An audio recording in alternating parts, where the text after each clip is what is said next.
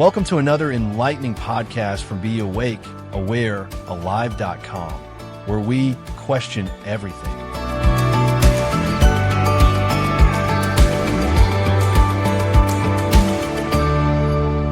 The Leviathan and Recent Earthquakes by the Be Awake, Aware, Alive team. Our thoughts and prayers go to all those involved in the recent earthquakes around the world.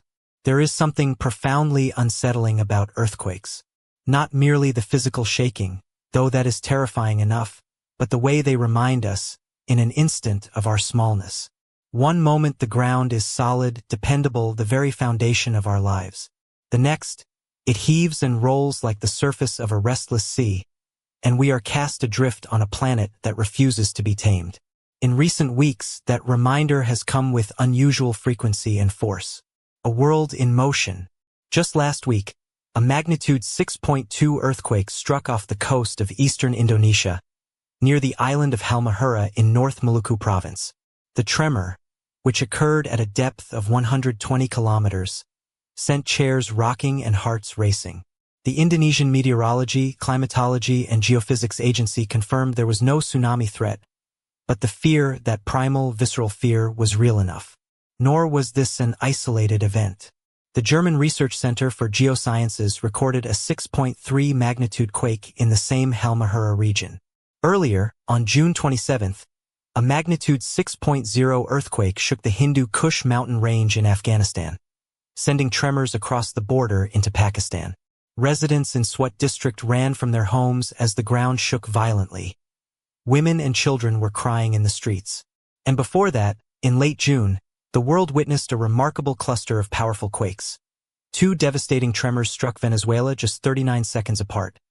A magnitude 7.3 foreshock followed by a 7.5 main shock, while a 5.6 magnitude quake hit Northern California and a 6.9 magnitude tremor struck off the coast of Japan, all within a single 24-hour period. Experts caution that these events are largely coincidental. The faults are too distant to be connected. But to the human heart, patterns need not be causal to feel meaningful. When the earth shakes so frequently, so violently, across so many corners of the globe, it is natural to wonder, what is happening? The monster beneath. This is where the ancient imagination offers us something strange and strangely apt. The Leviathan. In the Hebrew Bible, Leviathan appears as a primordial sea creature of immense power, a dragon of the deep, a twisting serpent, a force of chaos that lurks in the watery abyss. In the Ugaritic myths that predate the biblical texts, Leviathan symbolized the destructive forces of the sea and the chaos that threatens all established order. The psalmist sings of God crushing the heads of Leviathan, and the prophet Isaiah declares that the Lord will one day bring judgment upon Leviathan, the fleeing serpent. But perhaps the most vivid portrait comes from the book of Job, where God challenges the suffering patriarch. Can you pull in Leviathan with a hook or tie down his tongue with a rope? The description that follows is one of terrifying, untamable power. When Leviathan rises, the mighty are terrified. His flesh is hard and cannot be penetrated. Leviathan makes the water boil with its commotion. It stirs the depths like a pot of ointment. Some scholars have noted a direct connection between Leviathan and earthquakes. One reading suggests that when the great creature moves, an earthquake is produced. Another ancient motif describes Leviathan causing cataclysm by striking the earth with its tail. In this reading, the monster's thrashing is not merely mythic poetry. It is an attempt to name the unnamable force that makes the ground tremble. Chaos and control. What makes the Leviathan such a powerful metaphor for our present moment may not be the existence of the creature itself, but what it represents. Leviathan is chaos, the chaos that exists just beneath the surface of our ordered lives, the chaos that no amount of human engineering can fully contain. We build skyscrapers and seismically retrofitted bridges. We map fault lines and issue early warnings. We understand plate tectonics and the mechanics of subduction. And yet, when the earth moves, we are still afraid. We still run into the streets. We still cry out. The earthquakes of recent days in Indonesia, Afghanistan, Venezuela, Japan, California may not be signs of divine punishment, nor are they portents of apocalypse. They are what we think planets do. shifting, settling, releasing the immense pressures that build up over time. Indonesia sits on the Pacific Ring of Fire, an arc of intense seismic activity stretching from Japan through Southeast Asia. The Hindu Kush is a collision zone where the Indian and Eurasian tectonic plates grind against each other. Venezuela lies at the boundary of the South American and Caribbean plates. These are geological facts, but facts do not erase the feeling. And the feeling, the terror, the awe, the sense of being utterly at the mercy of forces far greater than ourselves, is exactly what the ancient myth of Leviathan was designed to capture. The depths beneath. In the biblical imagination, the sea was the place of chaos, the untamed deep that threatened to swallow the world. Leviathan was its king.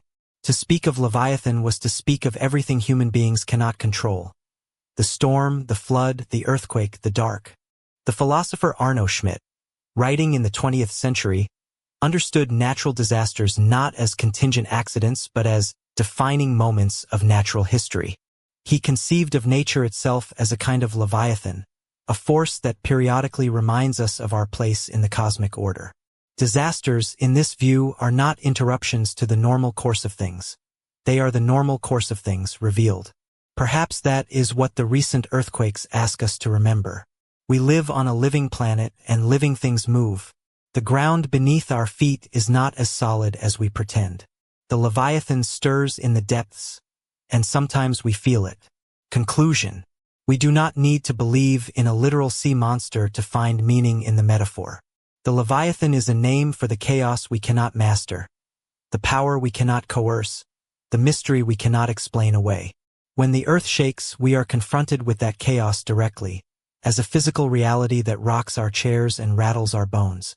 In the ancient stories, God defeats Leviathan. The monster is subdued, the chaos is ordered, the world is made safe. But in our own lives, the victory is never quite complete. The Leviathan sleeps, but it does not die. And every now and then, it rolls over in its sleep, and the world trembles. The earthquakes of the past few weeks are hopefully not the end of the world. They are simply the Leviathan stirring, a reminder, in the language of the deep, that we are not as much in control as we like to believe. And perhaps that is a truth worth remembering even when, especially when, the ground is still. Don't forget to sign up to our mailing list, follow our social channels, and open your mind at beawakeawarealive.com.